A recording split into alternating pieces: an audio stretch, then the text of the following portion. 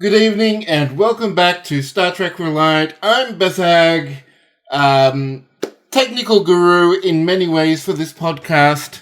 And today I will be also GMing our little game. Here's Star Trek Reliant.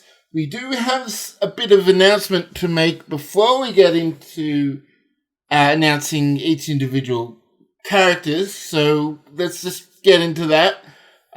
We do have a new email address that we've set up, reliant@starbaseuGC.com. So if you have any feedback, any comments, any suggestions, or you just want to share something with us, we're happy and waiting to get your emails. So just send what you can to reliant@starbaseuGC.com, and we hope to hear from you soon. Alright, now with that out of the way, let's introduce our crew with the captain of the Reliant. Duncan, Idaho. Okay, that was Duncan, Idaho, Captain Marcus Graves of the Reliant. Yeah. And also playing a few other characters. I do want to throw one thing in there. So, for people with our new email address, which is, again, was it just Reliant@StarbaseUGC? Yes, Reliant@StarbaseUGC.com. Okay, and that's Reliant@StarbaseUGC.com. We were repeating it so you remember. If you throw in a crayon-based tardigrade doodle or Microsoft Paint tardigrade doodle, I'll go ahead and add your name to our ship roster. I'm just going to throw that out there, because I have the power to do that, because I have the Google Drive. And he is indeed the captain, so he has that power. Yes. So I think if you want to get your if you want to get your name on the crew, send us a tardigrade doodle. All right, and I'll also post those to Twitter as well. Thank you for that, Duncan. We'll put Duncan's Twitter in the show notes as well as comment to the new email address. So that's once again Reliant@StarbaseUGC.com. Just hammering that email address in. Let's go with our counselor next.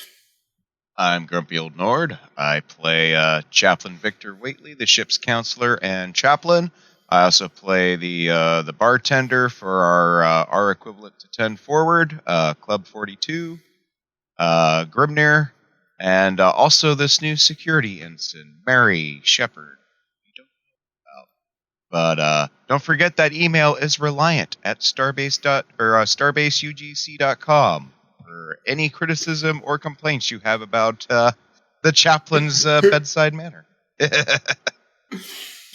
Alright, and let's go with our con officer.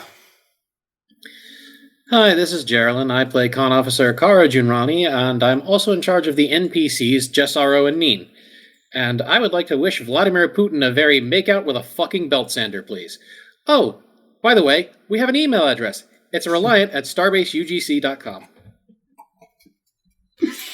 Okay, and thank you for that. And finally, but definitely not least, our Klingon exchange officer. Greetings and salutations. I am Pirate Scum Gaming. Did you guys know we have an email address? Reliant@UGCgaming.com. StarbaseUGC.com. StarbaseUGC.com. Now pass me the rum, damn it. I think you've already had enough for now, but we'll see how long that lasts, because I'm sure I'll just pirate in some more. And so for now, let's start with our new episode. The Reliant has been on doing some exploration duty, but has been called off to head to the Shackleton Expanse. The chief engineer, Ryk'tyr, has his species there's going to be the opening of a new Starfleet Academy starter course, a school dedicated to essentially prepare students to enter Starfleet Academy. So the Reliant has been dispatched and has got a bit of a journey ahead of it, but it's starting to get to the end of that journey. And the crew of the Reliant are just hours away from entering the new Saure system within the Shackleton Expanse. Is there anything before we start that any of the crew want to do before we arrive? Waitley's doing his usual going through the roster of people in need of counseling and therapy. Grimnir's in Club 42, doing the job better probably, and Ensign Shepard is just staring menacingly, waiting for an opportunity to use her phaser. So this does seem to be a rather calm ride so far. Ensign Mary hasn't needed to even unholster her phaser, so she's probably feeling a bit grumpy right now. I see what you did there. Kara Junrani is obviously flying the ship, and Jessaro and Neen are busy crawling through Jeffrey's tubes, making questionable improvements to the Reliant. Trog's in his quarters, brewing up another batch of venom. Yeah, anything for the captain, Marcus Graves? Not for Graves, but there's a scene I've been wanting to do, and let's see if we can pull it off. Let's see what we can pull it off. Okay, gotta get into the right mindset. So, one sec. So the camera pans over to Setsujigoro as she's kind of leaning back a little bit, just eyes on the ceiling, kind of lost in kind of abstracted concentration, talking with someone. So, Nord, I will need you to respond. So she's kind of extolling a little bit, just kind of having a little bit of therapy right now. No, it's still hard, finding a place here. I mean, every so often I still feel quirky, just the way I move, the way I think. It's still part of me, and much as I try, much as I'm improving with your counseling, it's still really hard, and I really don't feel like an hippie that much anymore. Not that I really ever did. And Marcus is, just Marcus, so still hasn't really opened up that much, and I can really do is just bury myself in my work. And the camera pans over, not to Chaplain Waitley, but to Grimnir, playing the role of ship's counselor, to Setsa. Grimnir nods and pours her another drink and says, "Well, have you thought about just not giving a shit?" That's hard for me to do, especially with all the processing stuff. I've kind of trained myself to always give a shite. Ah, there's your problem. You should try not giving a shit. Are there any little tricks I can do to help not give a shite? He he gets this very serious, pondering look on his face, and he says, "In all my years and travels, I've learned the easiest way to take your mind off things that are bogging it down with more trouble than it's worth is just get drunk. Have you tried that yet?" Well, when I get drunk, it generally isn't that fun. I don't know, I just end up doing something silly. Not Well, really that's- not giving a shit, it's just... Well, doing something silly is half the point, eh? Yeah, I don't know, just... I can do silly without really thinking about it too much. Maybe onto something there, then. 'Cause the part of not giving a shite is not thinking. No science, though. You can try beer tonight. From above them, there's a scuttling No, sound it- in the vent, but it passes without incident. Setsa takes a mug of something alcoholic that Grimnir's provided, just assuming it's beer reasonably suited, and just takes a hefty chug. He nods, says, "Hey, that's the first step. Now you've got many more." And as she's, just starting to work on that one, he pours her another one, sets it in front of her, and says, "Excuse me, I'll be right back." Alright, is that where we want to leave it? I think that's a good place to leave it. I was running through any other possibilities, but that's a good point to leave it. Alrighty then. So it's still a couple of hours and the time counts down pretty quickly. The Reliant, all the bridge crew are summoned back to their various seats on the bridge. Ryk'tyr is still in the engine. And as the count down 3, 2, 1, the Reliant exits warp on the exterior of the new source system. Systems has a couple of 3 rocky inner planets and about another 3 gaseous outer planets orbiting around. Nothing is particularly interesting about any of them except for where there would be an asteroid belt separating the inner and outer planets, the rocky from the gaseous. This is an asteroid shell, a full 360 coverage of the inner system by asteroids. There are a number of entry corridors that are controlled by Federation tractor beam emitters that keep certain areas, passageways clear of debris while still maintaining the shell, the asteroid shell structure of the system. It doesn't take long for system traffic control, because with a system like that, you sort of have to have a pretty good traffic control system to mediate entering from the outer to the inner system. Contacts the Reliant. New Saure traffic control.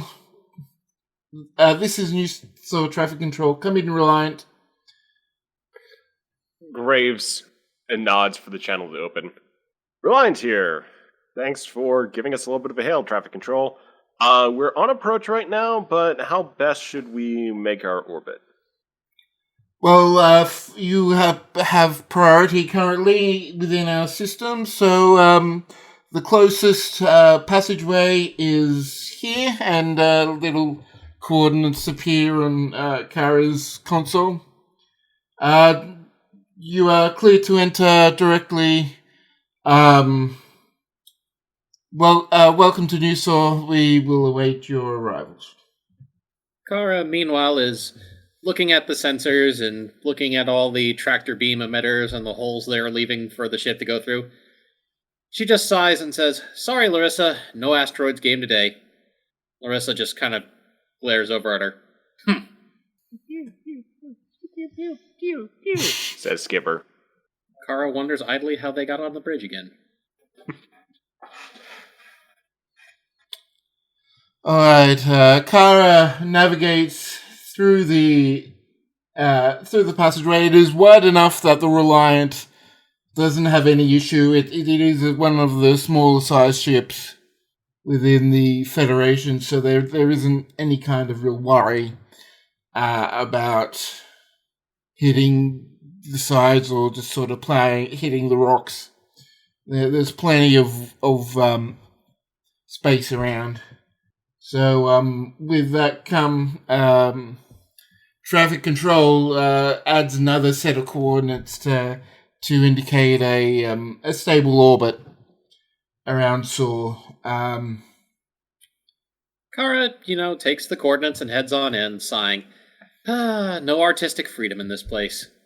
It doesn't take long for there's another hail, this time from a Starfleet delegation on New Saure.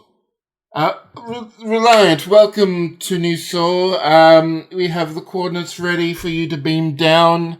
The opening ceremony is not for another day, so you have plenty of time to look around. We do have tours available for the facility, so if you would like to explore today or do some cultural exploration. I mean, you do have a Saure on board, so perhaps he would like to visit friends and family. It's sort of up to you what you want to do. Righto. So we could definitely send a cultural delegation down. I may be a little occupied, but I can definitely make sure that my best officers are on the scene. I wonder if they still have those potted plants that are suspiciously shaped like tardigrades. Skipper immediately just perks up, antennae quivering, but stays with her crayon set and piece of paper in the corner. Alright, who's going to go on a shore visit? Kara turns and looks back at Marcus. So, do I have to go down and make nice? Yes, you do. Let's see. I need to stay and review some stuff with command, but let's see. Let's go ahead. You, Chorog, of course, Rick, Mary, and Setsa, and let's see who else. Now let's send Ged. Ged needs a vacation. Oh, I see how it is. I get to go down and make nice and go around the academy and deal with the brass, and you get to sit up here and do, she uses air quotes, work. Yes, work. Although, the captain. It is, but I'm not taking this entirely lightly. So there is some significant work to be done, especially coordinating around that Starbase Magellan. But for right now, I'll put you in command of the away mission. If anything goes sideways, let me know. We'll respond as appropriate. But you just have fun down there. Kara stands up, throwing her arms up in the air. Put the Ibby in charge of it, said no one ever. She heads over to the turbo lift to go down and get into her more dressy diplomatic outfit and then heads for the transporter room. Skipper raises a hand. Yes?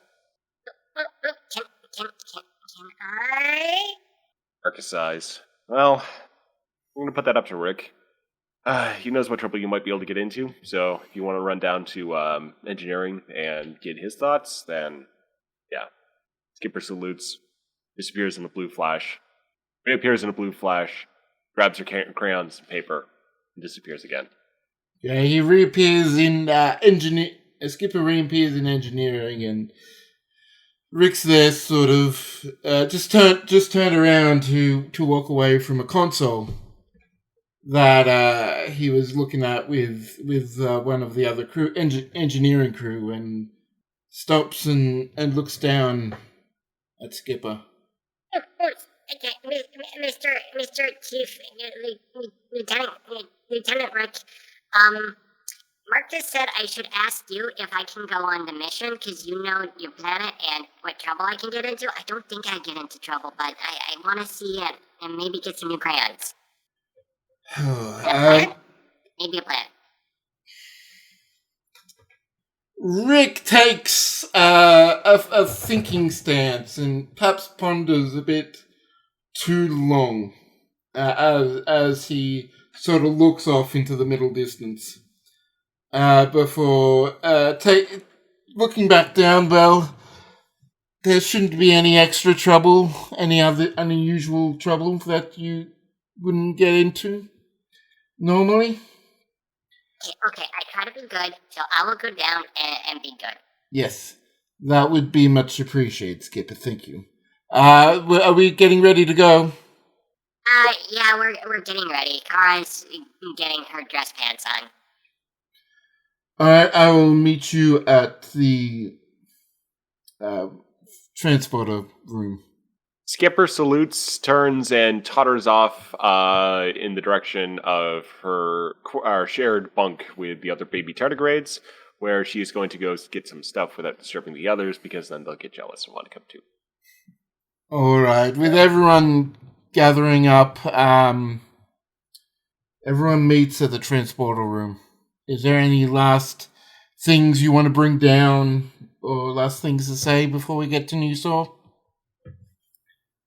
Kara checks her Ibby phaser pistol and makes sure it's in a holder strapped to her thigh. She looks over at the group. Yeah, after what happened on IFR, I'm not leaving home without a gun anymore. A very wise precaution. Well, you know, wisdom and paranoia, sometimes they're the same. She goes over and stands on the pad. That's adjusts her shoulder bag and joins Kara on the transporter pad. Alright, Rick is just engaging with in a brief discussion with the transporter chief. But that soon ends and he joins the others on the transporter pad. Skipper and anyone else there, we can just beam Trog. down to the location. Trog wanders in, having put on his nicer coat, the one not so many holes, and the one that has the hidden pocket with the 2 disruptors in it.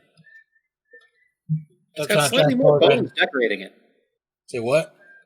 I was joking, and it's got slightly more bones decorating it. Well, you can never accessorize too much. All right. With that, the blue curtain of the transporter beam descends down on you, and in a moment you're in this lobby area. And ground there is 4 pillars, but it's sort of like a more open area. Each pillar there are some earth pot plants, but also some plants that none of you really recognize, but you presume they must be native plants. So it's sort of a mix of imported and native. So, does anyone have an existential crisis every time we do that? No? Just me? Okay. Yeah, you see Rick sort of just slightly shake his head as you look around asking that. Kara, while looking around, checks to see who she should go greet, who the main person is here, if there's a transporter officer, or a greeter, or someone in a uniform. Fortunately, there is someone just walking up to you right now who looks to be somewhat in charge. Welcome, I am... I forgot to give this guy a name. Tolan Jakor. He is a Endorian. As in a Starfleet uniform, captain by the insignia. Kara gives a smart salute right out of the cadet handbook and says, Lieutenant Kara Junrani, leading the away team. I'll let everyone introduce themselves. Setsu kind of slinks back behind most of the group. Kara winds her tail around Setsu's leg to keep her from going back too far. Rick introduces himself and reaches out, offers to shake the captain's hand, which is shook, but a bit awkwardly. Trog also introduces himself and gives a quick pirate salute. Isn't that a rude gesture? You see a quick nod back from the captain. Kara sighs and, reaching behind her, gently tugs Setsa forward. And this is Setsa Jigoro, Lieutenant. She's on our science team. Hi. She's a bit self-conscious because she's currently wearing sort of a casual scientist outfit. Starfleet themed, but definitely not a regulation uniform. Well, very well. What is that as he looks down to see Skipper? Skipper just totters not able forward to stop and herself. Not able to stop herself, Kara immediately quips, "That's a tardigrade, sir." Skipper immediately just totters forward and gives the captain's leg a hug. Well, all right then. I do remember now reading something about tardigrades aboard the Reliant. I didn't expect they would be so huggy, though. Hug. Yes, and he actually does bend down and sort of pat the top of Skipper's head. Her name is Skipper, sir. Well, Skipper, thank you for the hug. Perhaps you could let go now, and I will show you around. Skipper lets go, totters back to the rest of the group. And he looks towards Mary, who hasn't introduced herself yet, and say, I take it, your security for the team? She nods and says, "Aye, sir. Ensign Shepard, at your service." He sort of just nods back. Well, we're not expecting any kind of security issue. The Federation has about a 30-year alliance with us all. So we're not expecting anything untoward, but, well, I've read some of your reports, and perhaps it's better just in case. She smiles and says, "Thank you, sir." All right, so The opening ceremony will be held at 10 a.m. tomorrow morning. In the meantime, the school facilities are open for VIPs such as yourself to take a tour around. Is there anything else you would like to do before or instead? Speaking Setsu for raises myself, her hand. Kara shuts up. Oh, Setsu's still raising her hand. Kara can just talk over that. Yeah, and she won't. Oh. Setsu raises her hand and says, Is there like a museum or library? So do have a significant library in history. We have recently been updating the computers. So unfortunately, a lot of information is not quite fully loaded into the new system. We do have most recent history, but the more ancient mythological aspects of their society are still yet to be fully updated. Oh, God. Well, we're looking forward to learning anyway. Perhaps Rick would... I do believe a lot of history has been passed down verbally. So perhaps Rick would be able to fill you in on anything, or if he doesn't know, then perhaps some family members or other contacts. Setsu bows. Kara looks around for a minute before opening her mouth this time. She turns to the captain. Speaking for me, sir, I'm probably just going to allow our engineer Ryk'tyr to set the agenda. He knows this planet probably better than any of the rest of us, sir. Well, in that case, first things first, I should introduce you to my family. Kara nods. I promise to be on my best behavior. It shouldn't really be necessary, but we appreciate it. You've been around me long enough, Rick. You know it's necessary. He sort of just sighs and just sort of like nods his head briefly. All right, this way.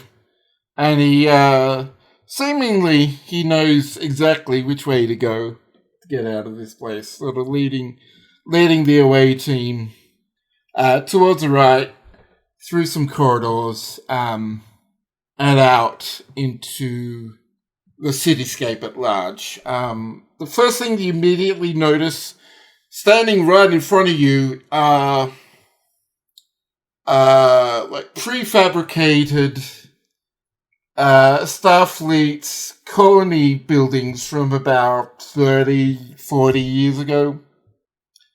As you look around, you can see some more buildings out past this initial area that are more taller and more actually designed for the environment. More like custom built buildings. As Kara walks along, she keeps her tail wrapped around Setsu's wrist to keep her from running off. She looks at the buildings. I think I had a block set like this when I was a kid. This area still was the first area put together by the Federation when we had to move planets. So we're keeping the old colony buildings that were prefabricated here as a center, as a reminder of the circumstances. I have nothing against it. Nothing wrong with a good building so long as they serve. And these should serve a good long while. They are quite hardy buildings, yes. Setsu nods. Yeah, they do remind me of a lot of the colony buildings that we have on the outer periphery of Vivi space. I haven't really been that much way myself, but yeah, it's a little bit. I also think I know which block set Kara's talking about. The rich kids have them in my preschool. Well, one of the benefits of these kind of prefabricated units is that they were designed to be slotted in quickly and easily, creating communities out of the various constituent parts, including things and excluding things that were and weren't needed as the circumstances were. Kara kind of blinks and fades out of the current thing quietly and just kind of softly to herself, was I a rich kid? Setsa says, Alright. Was there much of a natural ecology before the Saure settled here? We do have a lot of the natural ecology we have been able to maintain. This planet is all the plants, all the general ecosphere are native. We weren't able. We didn't have a lot of time to dedicate to trying to bring our own native ecosphere, try to fully terraform anything. This was the closest planet that matched our biology. Well, surely you managed to save something, right? I mean, even the Ryothans managed to get some seeds off-world. We do have, I believe you'd call them seed banks, but we generally keep them we generally just keep them. They're not really used, if you understand. I get you. More of a cultural, historical thing. We lost our old planet, and this was time for a new start. Some things, unfortunately, get lost or become irrelevant. Kara just nods quietly and keeps following Rick as he leads them through the city. It takes about another 20 or so minutes for them to arrive to to the front of a prefabricated building on the edge. You're just starting to see the more custom built buildings, and there's he presses a button and waits for a moment as obviously a bell or chime of some kind alerts the residents within, and soon the door parts open to reveal older Saure. The scales have turned a slightly grey tinge, but I mean it's still very hard to differentiate. This is it's pretty hard to pick just how old this male Saure is. Ryk'tyr, welcome home. We've been expecting you, and this is the crew of the Reliant. Let me guess. That's you must be Kara, or is it Kara and Setsa? It sort of looks confused at the two of you for a moment. Kara just kind of looks up at him and says, I'm Kara, I'm the short gremlin. She's Setsa, she's the tall sciencey one. Yes, I can see that now. Rick has told us a lot about all of you, and he has included descriptions, but sometimes my memory is getting a bit faded in my age. So you must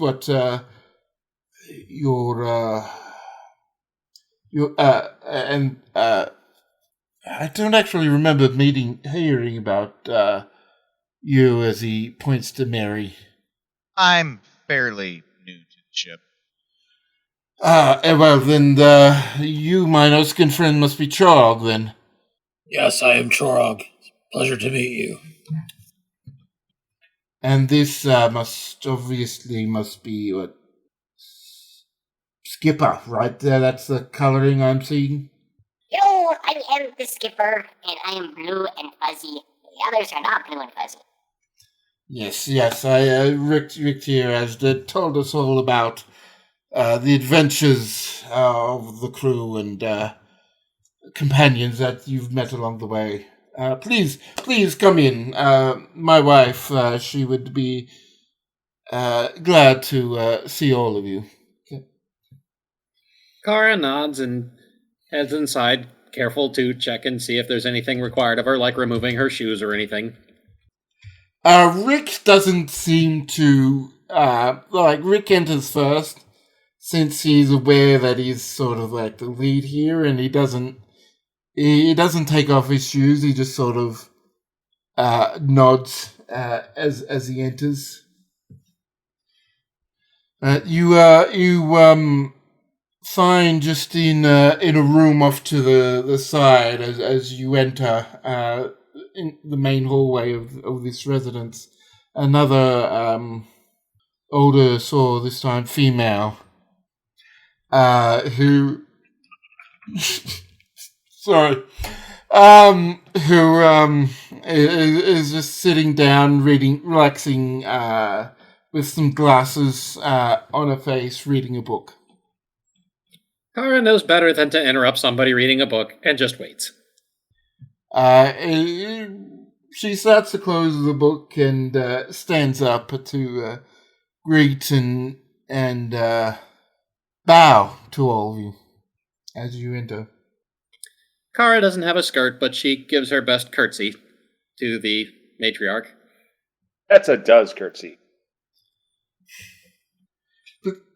Please take a seat. It seems like we already know, well, most of you anyway. Please, can I get you a drink? We have a bit of a variety of here, even some more alcoholic, which I believe some of you may enjoy. I'll have some Aldibran whiskey if you have it. I think I'm better off not drinking. If you have like juice or soma or something, that'd be nice, thank you.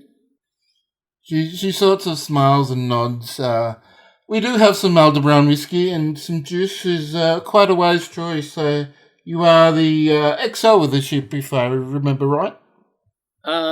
Actually, I'm not. The XO of the ship is Dr. Eli O'Connor. He is not with us currently.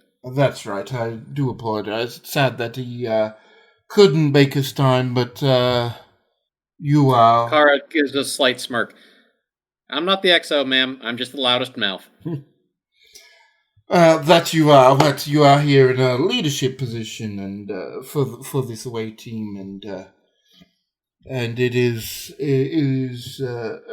noted and appreciated that you will take such a role seriously. While I go get drinks, please, do you have any questions for us? No, I can't say that I do right now. Most of my questions would generally be based on either piloting or wildlife, and Rick's already given me a rundown on the general state of the wildlife of the planet, and it's probably better if I don't go piloting the house anywhere. Rick's father sort of laughs at the place. Well, it would be quite an accomplishment if you could. Once these buildings have set down, they're designed to be quite difficult to remove. But, yeah, are you interested in some of the animals here? We could take you to the zoo. I'm all for that, but it depends on what the group's up for. She looks back at everyone. Setsa's tail is flicking excitedly. Well, I'll call that a yes. How about you, Chorog? Can you drink and walk at the same time? Just try and stop me. No, that's Mary's job. She stifles a chuckle but doesn't say anything. Well, then let's go. Do you have any thoughts, Kara, about some of the propulsion systems that have just been discussed? And she starts going about some new discovery by the Daystrom Institute about ship thrusters and propulsion. Kara spends a moment waxing poetic about the Bozeman hyper-impulse engines, but then moves on to stating that the greatest thing is probably going to be those Aegis engines when they finally get perfected. Quite a lot of work has been going into those engines, I've heard. Yeah, it seems like they've been working on crafting those for years, but I still haven't seen any around. Setsa raises her hand. We're not in school, dear. You can just talk. I was just wondering, have you ever tried the quantum slipstream burst on the Reliant yet? Kara thinks, Well, there was that one time when we had to get back to the base real quick during the whole, she realizes she can't remember the name of the planet. Anyway, it was during that scuffle with the Orions and the Klingons over the planet of the little orange folk. She searches around for words and manages not to say Oompa Loompas. The Lapata system, yes. Oh, hey. I guess you heard about that too. As an aside, I was hoping that Kara would say no, because we did learn this week that the Reliant class has the ability to do short bursts of quantum slip space. I don't think we ever incorporated that into the ship, though. So I was just hoping for that moment to be like, no, it's like, what? It's the red button on the console. It's like, what red button? I was about to say, if there's a button, Kara's probably pushed it. Okay. Well, So that's a nonce, because Lapatis, she wasn't entirely conscious for it. it's the quantum slipstream is an entirely different way of looking at warp travel. It's revolutionary. We're a bit too old and a bit too out of the engineering game to really grasp all these new changes. But the stats, from what I hear, are quite impressive. Skipper raises a hand. You know what? You keep raising your hand when you want to talk. I think that's a good system. Oh yes, Have you tried the spore drive? I am Spore Drive. I haven't heard anything about that. Yeah, I don't know anything about the such a spore thing. drive? I tried. Oh, yeah. Well, Rick did tell us that you had the ability to teleport yourself. We thought it was some kind of internal transporter, but Okay. Skipper is going to take that as a prompt for yes, and she's going to need to make a roll for a really big spore jump. Do I have numbers to roll for? A type of roll for this? let's do control, because it's all about precision and where does Skipper want to go? Wants to go far to show off. Which is better, con or science? For Skipper, I'd say con. All right, let's go with control con. Any threat? No threat. Skipper grabs a piece of the floor and tries to spore jump the entire house. However, she only manages to spore jump to the piece of floor she is standing on. So if it's like a tile, she just spore jumps out with the tile. A few moments later, spore jumps back and is like, oh. That didn't quite work, but I just went to Earth. Is anyone else a little bit relieved that... She looks at the hole in the floor, that it didn't quite work? Mary just looks at the hole in the floor, looks up at Kara, very aggressively nods in agreement. Kara looks over at the Elder Saure. Well, sir, you did say someone attempting to pilot the house would be quite an achievement. Well, yes, I did say that. I just never expected anyone to actually try. Kara nods and, looking the Saure dead in the eyes, simply says, "You have to be careful what you say around some people." And then her eyes flick to Skipper and then back to the Saure. I think I understand what you're saying. Perhaps, let's go. Let's go to the zoo, shall we? Perhaps it's time we get out of here a bit. Take a bit of a break. Skipper gently pats the piece of the floor she took back into place and totters along with the rest of the crew. Kara, before joining the others, double taps her communicator badge. Reliant, I'm going to need an engineering ensign down here. Someone skilled in floor repair.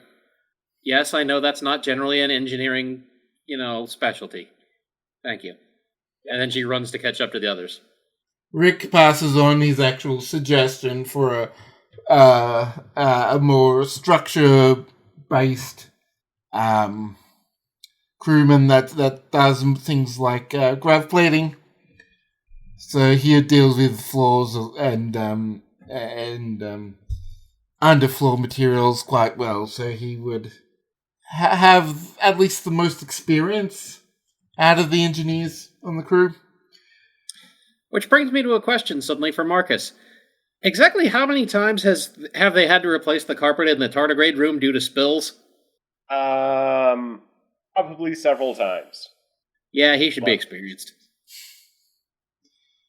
And unfortunately, he's the one. It seems he's always the one that you see after these kind of tardigrade incidents. That you always see the same crewman. Well, at least it's not on fire this time. Kara just nods. Yeah, sorry. Thanks. I'll have this done in a jiffy. And for some reason, I'm just imagining this guy as having he's got gray hair and a very bushy mustache. Exactly. That's dead on. Looks like the handyman from like every 80s sitcom. All right. So, as you leave the residence, there is a vehicle outside. Not in a carport to the side of the building.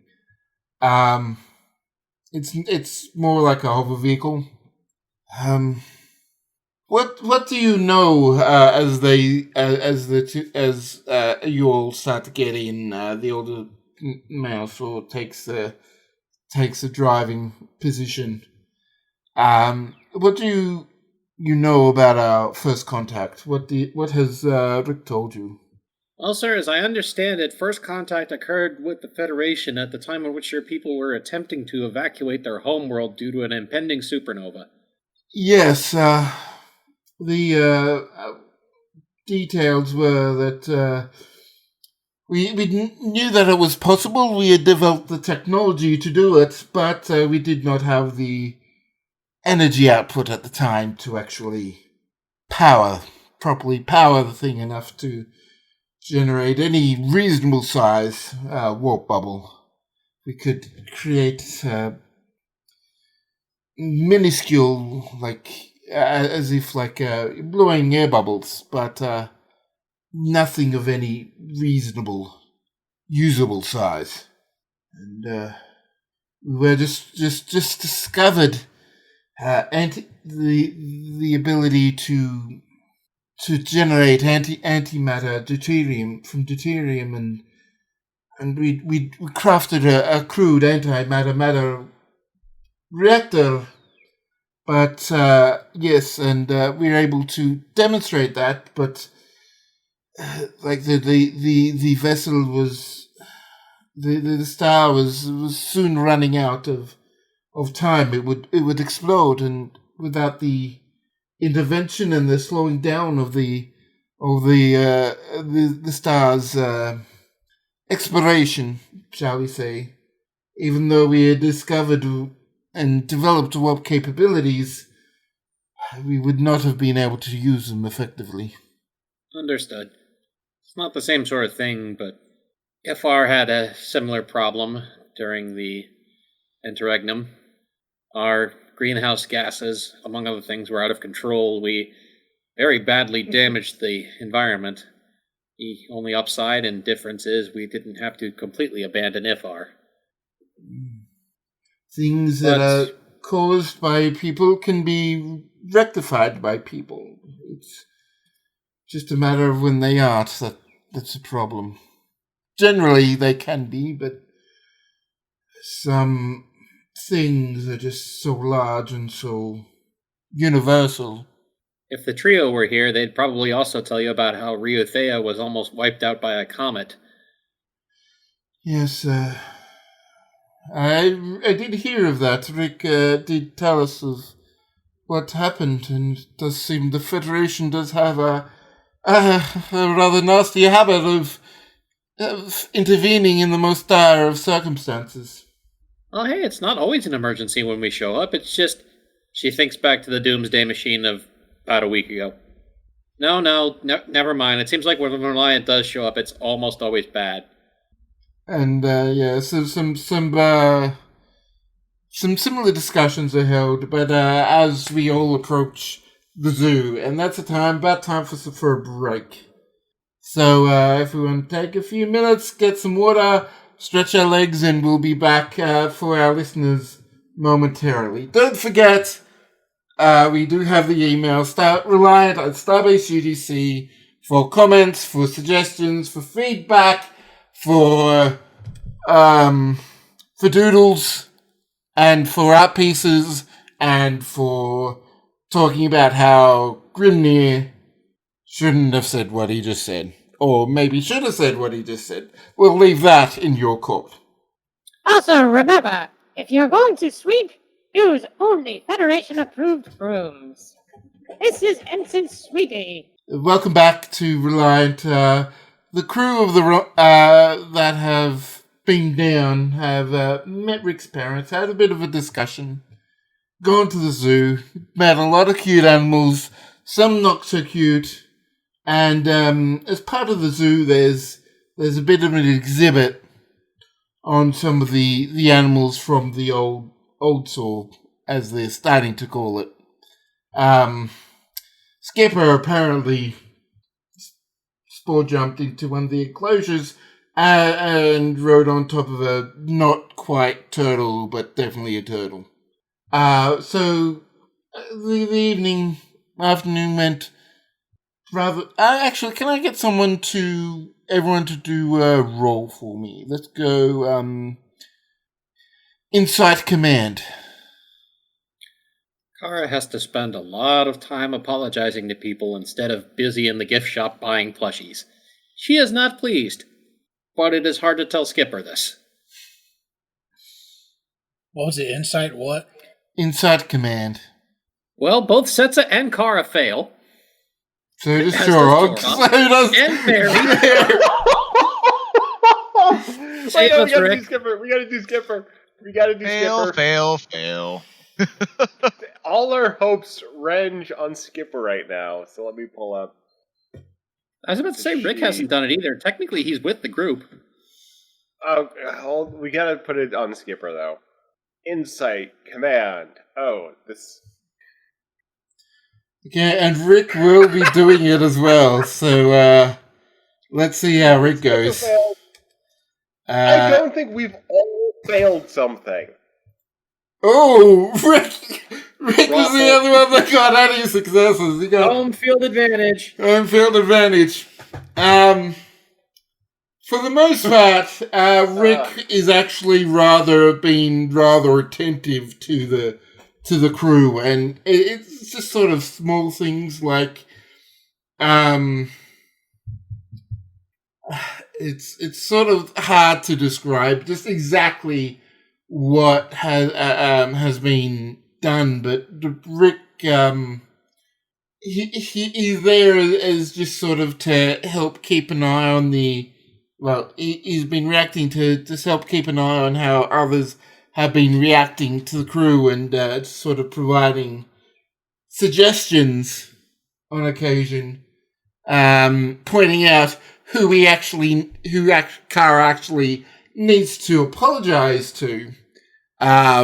Is perhaps one of the main things that he's done, but he's just sort of helped smooth a couple of feathers that, well, not feathers, but ideas. He's been able to do that just by directing people to react slightly differently to how they were doing it. One of the things he points out is that Saure are very duty focused. So, like, each Saure has a duty to themselves, has duty to their family, and duty to the broader society. and rights come as a sort of reflection of those rights, of those duties back towards you.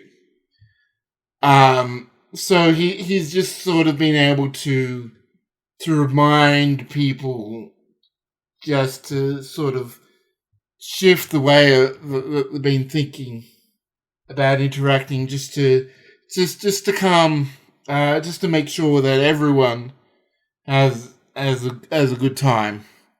So one of the other things that are in the zoo is a more of a museum of the old Saure, like holographic pictures and video holographs and moving video of some of the old animals, as well as experiencing the animals that are existing on this new planet. So it's sort of like half a memorial in a sense, as well as a celebration of new life. So it's sort of a bit like, in some ways, a physical embodiment of a wake, in a way, which is a bit weird to think about, but I mean that's how most of the Saure sort of view the zoo, and how they combine the new with the now deceased. So so most people have time. There's all these interesting animals that the crew get to see and have a limited interaction with, because most of the animals are not pet worthy, but there is a small petting area that is available. By the time the group has made it to the wake section, Kara is slightly grumpy, having to skip going to the gift shop or anywhere else, and having had to apologize a lot, and finally having made a donation to help smooth things over. At this point, as she walks along, she has her tail behind her wrapped around one of Skipper's wrists to make sure that at least if the tardigrade jumps, she has to drag Kara along. Kara stops and reads a few of the plaques. She sighs, realizing that this place is kind of in its own way a sort of funeral, and it's educational but depressing. What are some of your other reactions to the duality of this place? Anyone? Bueller? Oh, I've been muted. Yes, you have. Okay. Sets has been walking around, just more or less processing the information. Not having an emotional reaction, but she's just kind of cross-referencing what's part of the Saure's original ecology, what's part of the new ecology, like the evolutionary paths, so on and so forth, and points of compatibility. So she's just taking it purely didactically. She's also, while Kara's been apologizing, has also had plenty of time to raid the gift shop. She has a large bag. Jog's just wandering around, looking at different things, really showing no general interest. All right. So, Grimnir, Mary. She is probably very fascinated and observing and absorbing in a very detached, observational way. All right, so an hour or two passes here at the zoo, and the day is starting to get old. You can stay with Rick's family, or you can head back up to the ship for now. I'm not skipping an opportunity like this. So long as Kara is welcome, she stays with the Saure family. All right, so as the crew returns, you already find that the table is mostly set. That there's plates of food and glasses of empty glasses, but jugs and bottles of various things, water, juices, and yes, it's the Elder Brown whiskey is out on the table. they invite you all to sit and start and just start to join them in food and some basic conversation. When Kara arrives and sees the spread, she blushes and feels bad about the fact that she's not been contributing much so far to the trip except damage control. She still has Skipper on a short leash, so to speak. But she politely thanks the Saure and sits down and Setsa bows to Rick's parents and sits down next to Kara for happy meal time.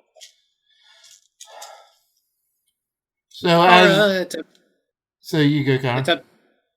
Kara attempting to have at least something better to think about for the rest of the day, while sitting next to Setsa, twines her tail with Setsa's. Trog does a slight bow and respect and takes his place across from Kara. Pours a little bit of the Aldebaran whiskey. Skipper has gone back to the ship, so the other baby tardigrades do not get suspicious about where she's been. And so Kara can apologize less.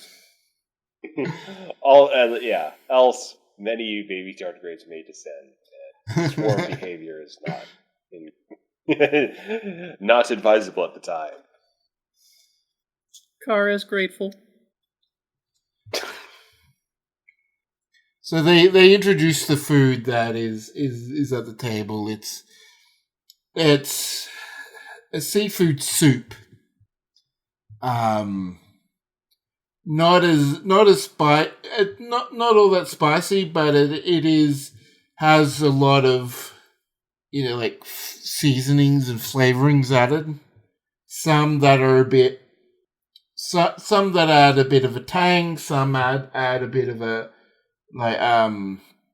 sweetness to it, and there is quite a nice juxtaposition, but there is a bit of a juxtaposition in the dish. Setsa munches, nods, and says, This kind of reminds me a bit of the food we had. It's my second school, up north on Ivar. Oh, mushy, but yeah, it's pretty good. I guess while I'm thinking about Saure food, Trillar, was that from the old planet or is that native to this world? That is one of the few roots that we have been that we have been able to cultivate in controlled hydroponics. Well, that's nice. Little taste of home, even out here. There are some things that we just couldn't leave behind. You have to move on, but there's always that bit that you take with you to remind you of what was lost, but also of what comfort of the good times that you had as well. Kara nods. And something that's unique to your culture and your people to be shared with the galaxy. It is a shame that Rick and many others of his generation weren't able to see our planet, the old Saure, before it was destroyed. It was all of our history, all of our mythologies are based on it. There was a time when the ground was so frozen that just living a day was a struggle. Kara at this point realizes that while she had intended to talk about food, this has gone down a more depressing historical path, and she quietly shuts up. But anyway, enough of that discussion. We are here to think of the future, and the Federation is Saure's future, and even though we aren't members and we aren't going to think of joining the Federation for some time, the Saure alliance with the Federation has been instrumental to that future. So let's have a toast, I think you call it. Indeed. Setsa looks around for bread, and then has a moment and realizes, oh, the other toast. Kara notes the mistake, but says nothing. She takes her glass of juice and simply says, "To new Saure, to the Federation, and to the future." To the future. All three. To the future. And they raise their glasses all filled with some kind of liquid to drink and just take a sip. Well, we don't have a lot of room. These old prefabricated buildings were not designed for housing large groups at once, but we do have substantial bedding and places to rest. So I'm sure we can arrange something. Find something comfortable for all of you.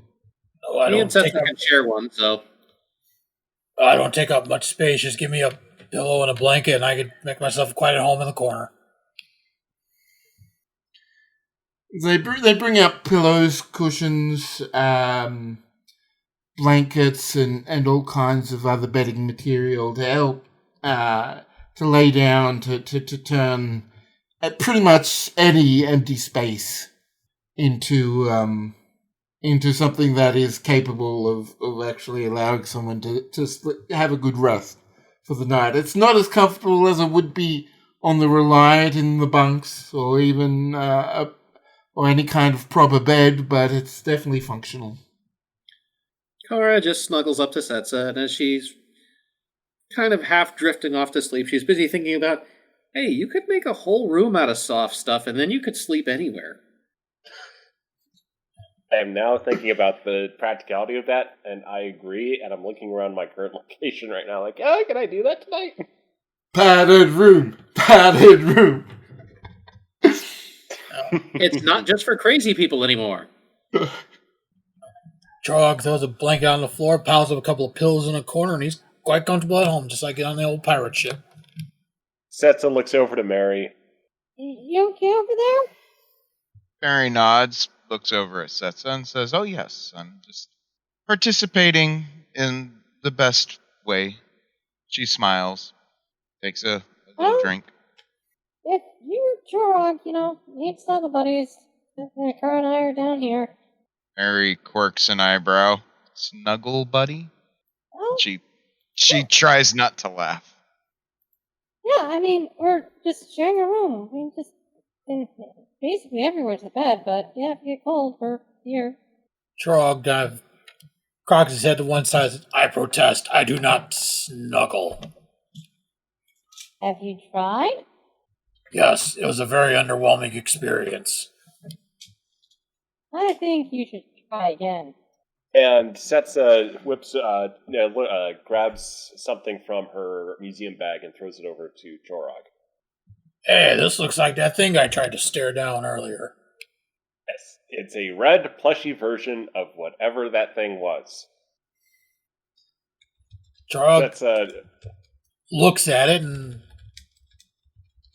puts it off to the side and just gets comfortable staring at it. Setsa giggles and begins passing out the other plushies she picks up. So are these all living animals that are on New Saure? She has to do this mostly by tossing, as Kara has already fallen asleep and is not letting go. Setsa places Kara's plushie on top of her head. A soft snore is the only response. Eventually everyone falls asleep. Some much quicker than others. But soon sleep takes all of you, and you're woken up next morning with the smells of cooked food already wafting through the house. Kara is relatively quick to awaken and more or less just kind of slips away from Setsa if possible, and tries to limit the amount of walkway that they are impeding with their sleeping materials. The design is actually, like, how they've actually laid it out is remarkably efficient in terms of there is actually a small corridor that's sort of like, I mean, I say corridor, but gap where there is no bedding that anyone can, that people, even though they're spread out, that people can use to get to, say, the toilet or shower or the kitchen or the table. Well, Kara carefully dresses in her uniform and ties her hair back and then heads to go see if she can be of assistance in the morning. You find Rick's parents working both hard in the kitchen. Some familiar Ifar things, some earth things, some saw things. They are seemingly going out of their way to make you welcome. With all sorts of breakfast foods, even cereals and oatmeal and things that are nature. They go, good morning. We're still preparing breakfast. Shouldn't take too long. Kara nods and, is there any way I can help? Thank you for the offer, but we've got it all sorted. You're our guests. It's our responsibility, our duty, to take care of you. Okay. She feels kind of embarrassed about this and wishes she could help, but also realizes that culturally she's in unknown waters, so she's just gonna let it go. A very She does groggy. She does strike up a conversation about the Ibby food with them while they're at it, giving out, just little tips and interesting notes on things. She was a farm girl, after all. A very groggy Setsa trudges through the room and into the nearest thing that she thinks is a shower unit. It's pretty clear what is a shower unit because this building was an old prefabricated colony building, so Setsa has enough experience to quickly know where the basics are. I was giving you the opportunity where she just takes a faucet from over by the kitchen and just starts. Yeah, but Yeah, so she showers, gets ready in a short time, and kind of comes back out looking for anything that might be coffee-like. There are some numerous thermoses, for a better word, different, not designed like the ones that Setsa is used to, but thermoses nonetheless that have various forms of hot drink of them. One of them, that is definitely coffee as she smells it. She makes herself a big glass of coffee and starts drinking. Let's see how well coffee they make, because they don't drink coffee. So, Good coffee! 2 successes. No, it's 1 success, because I forgot to put the target in, but it's still 1 success. So it's reasonable. It's nowhere near the best you've had, but it's reasonable coffee. It does the job. That's all you really need it to do. Yep. I mean, it's no Nebula coffee, but for a very groggy Ibby, that is perfectly fine. As Setsa wakes up, the rest of the smells of the food sort of hit her nostrils as dishes are being laid on the table. Chorog groggily wanders in as he's stretching his back, and you hear just a vertebrae cracking. Kara, goes over and sits next to Setsa and just looks back and... So I guess I'm the only early riser of the group? Oh, Normally I'm good, just not used to hard beds. Kara, unable to stop herself, simply says, "Oh, not used to a good hard lay, are we?" Setsa, Setsa takes a minute with that and is visibly processing in a few ways and just says simply, no. Alright, so what do you all have for breakfast? Because there is a wide assortment ready for you to pull from. Some from your native, some from not. Most not. Kara takes suggestions from Rick on what to have, but if there's any UNIP nearby, she basically just grabs all of that and sets it in front of Setsa. And Rick is sort of gushing over the food. Like, he is pretty much saying everything here is good, and it's just a matter of picking something, eating it, and trying something else. Kara's all in for that. Drog's eyeing the table, trying to figure out what looks good. Yes. The answer is yes. I'll try a little bit of everything. Chiragi, with the food, gets a bit of taste of different kinds of flavors and textures, but it's all the kind of filling. It's all like just satisfying to eat and drink and provide energy for the day. Whatever you choose, whatever you have, it's quite a nice start for the day. Kara looks around for a bit. Is Mary still asleep? Oh no, Mary does not sleep very much. So she was awake when everybody fell asleep, and she was awake when everybody woke up. She's just being very quiet and very observant. Eventually, Kara looks over and notices that Mary's sitting across from her. Fuck me, how long have you been there? She smiles and says, "Wouldn't you like to know?" Yeah, that's why I asked. I know that was going to be your response. She just smiles and takes a bite of whatever she's eating. Says, "Did you have something you wanted to ask me?" I just did. Well, aside from that, No, not really. don't worry about my whereabouts. I'll sleep good. Could you make that sound a little less creepy, Mary? She smiles and says, "No, I don't think I will." Drog, All right, apart from what he's eating and spies what looks like coffee. Kara, is that coffee? I don't know, I haven't tried it. Ask Setsa, she had some. Oh, is that the same thing as coffee, Setsa? It's coffee. It's mine. she kind of hugs the thermos. Okay. Alrighty then.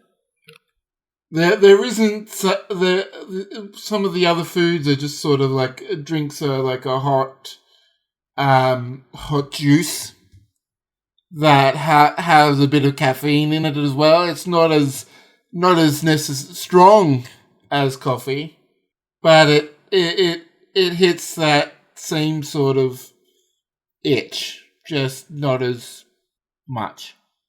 Well, Drog tries some of the hot caffeine juice. Well, this isn't bad. Granted, it's not like the coffee that I make, but it's good.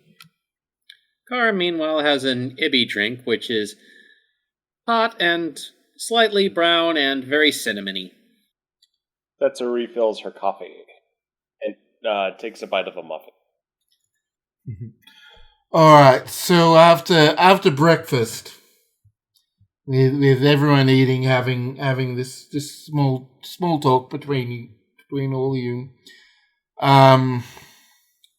Rick's father goes, "It's time for us to get ready. They apparently want us there for a walkthrough, a demonstration of some of the areas of the new school that has been set up before its official opening."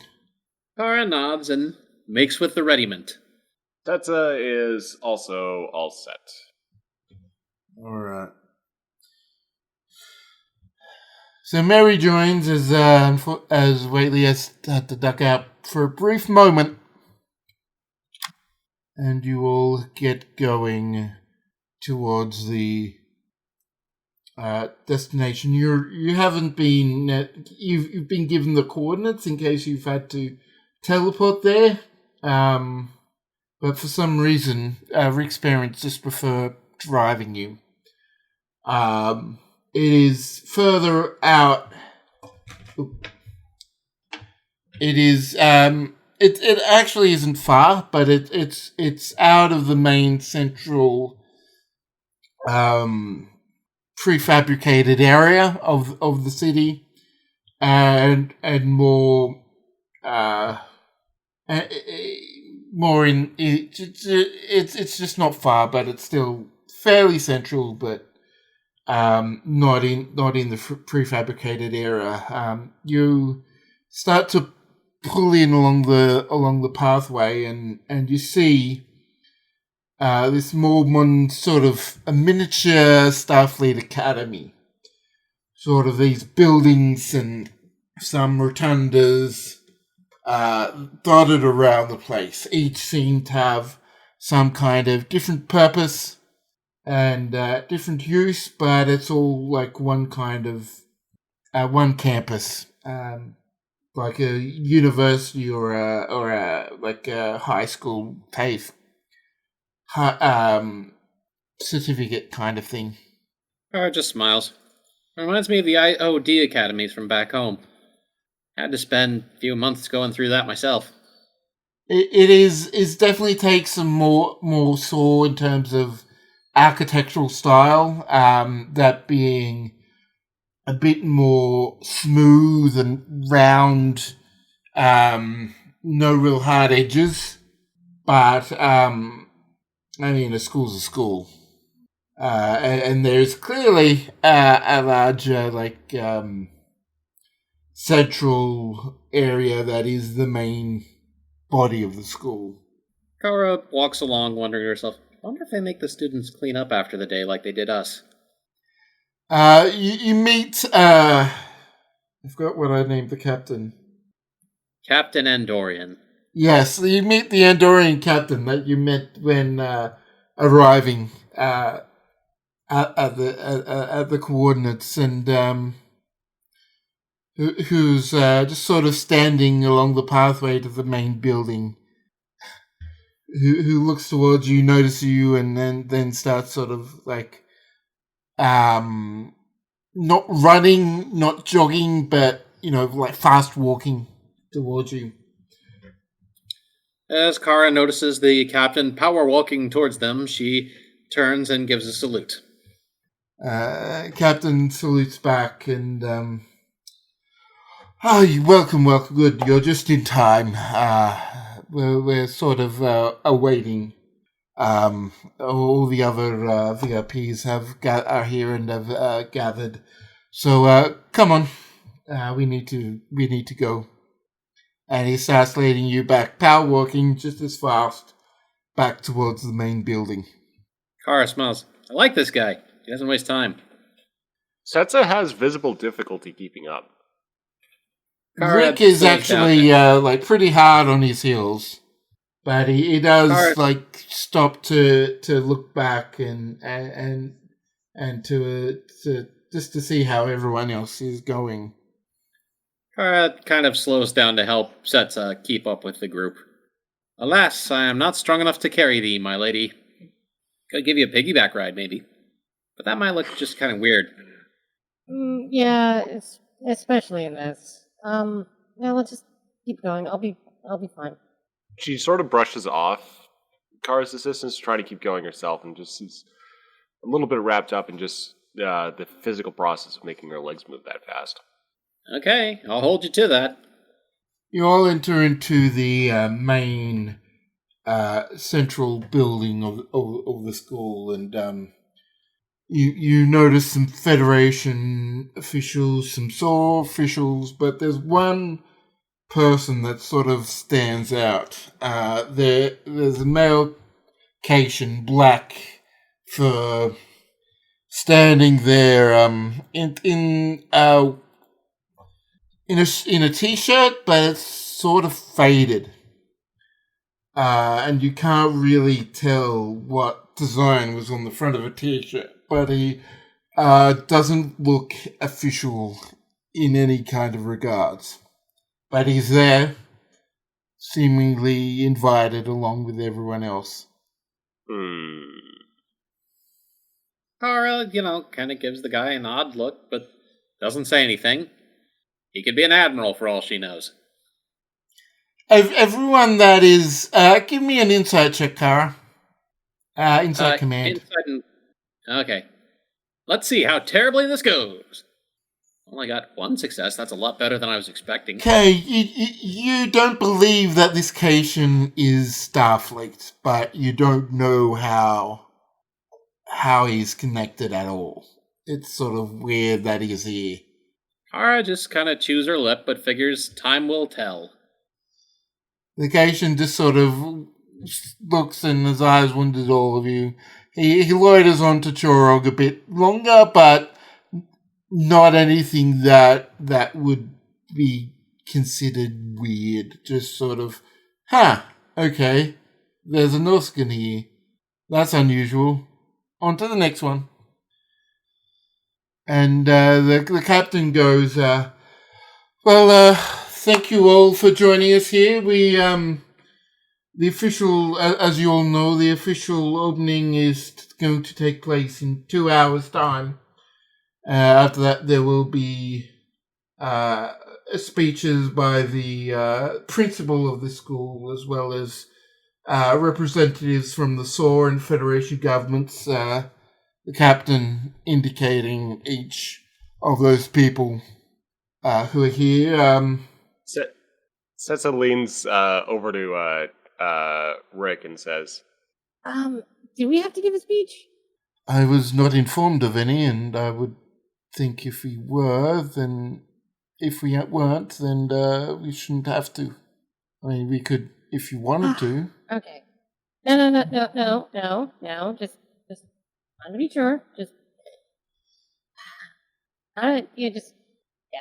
don't want to get into this academic situation. Feel like I'm not prepared at the very last moment for a big speech. They've had some nightmares to that effect.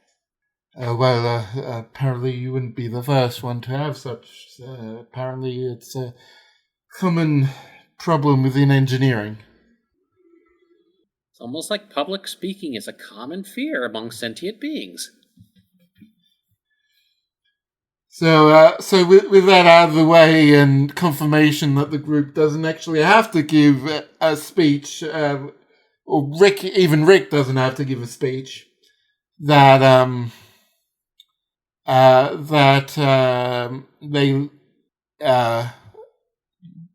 they go. Actually, can I get who is trying to pay attention to the Cation right now? Churog, are you? Chorog's been watching this Cation. This Cation seems out of place. He's acting a little skittish, kind of jittery. Chorog turns to Kara and says, I don't trust him. There's something fishy about him. I'll keep an eye on him. Okay, give me insight security check for anyone who wants to assess the Cation. let's have said that. Security and insight. Kara's gonna forego. She's imagining that the answer will be forthcoming with time. So, Setsa sort of looks over the Cation, trying to get any idea of who he is or what he belongs to. Her eyes sort of focus a bit on his shirt, and as she works out roughly what the design of the shirt is, and I'm posting that in Game Time Chat now. For those who are listening, it is a sort of Starfleet Delta with an image of an amphibious captain on it. The words approved by the first Delphinian in Starfleet. Setzer, can I get another reason command? Boom. 0. You have no idea who that Delphinium is, nor how he relates to the Saure. Alright, so as you all looking at each other, wondering what's going on, Captain and Dorian leads you all through a first series of doors. You can see students. The first set doors and down a corridor and round some corners and to one of the far classrooms. There's already students in there. As you look through the door, has one of the glass, not glass, glass. Actually, no, it would be transparent aluminum because of why not? Because of Scotty. Scotty. That it's a computer lab. New Federation computers have been installed, and there's roughly, say, five or six Saure that are working on the computer systems and studying, and there seem to be more getting experience in Federation technology. Kara gives an involuntary shiver. Ugh. Reminds me of my astrophysics final. Flashbacks. After Rick speaks up, after we moved, the Federation has significantly advanced our understanding of computers and all sorts of sciences and technology. My parents were directly involved with the development of the warp drive, so I was, even from a young age, experienced and dealt with Federation officials and technology. So that's how I became, and that's why I was chosen to be the first engineer for Saure to become a member of the Starfleet. But so many of my colleagues haven't had that opportunity, so they're just... So engineering runs in the family, then?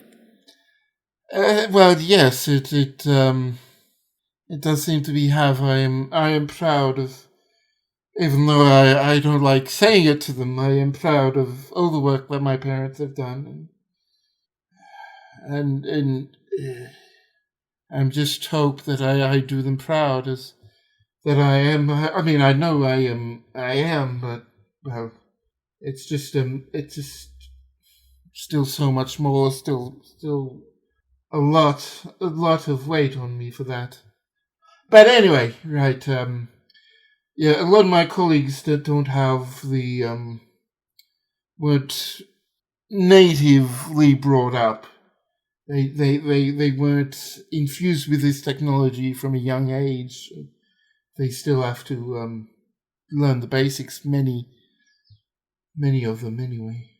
As, Rick finishes speaking, you sort of overhear the Cation ask about some of the technology and the computing systems, specific models and technical jargon. Can I get anyone who's paying attention to that to do reason engineering? Okay, so most of you follow along. You all understand that this is what the technology is, and it's some of the more recent technologies, like almost fresh off the presses from the Daystrom Institute. And yes, it is about time that we still got a little bit to go, but I think it's about time we finish for today. So thank you for joining us. We've still got much more to go in Saure, but we'll follow up with that next week and see what's going on with this Cation and and how Reliant has brought bad news to Saure.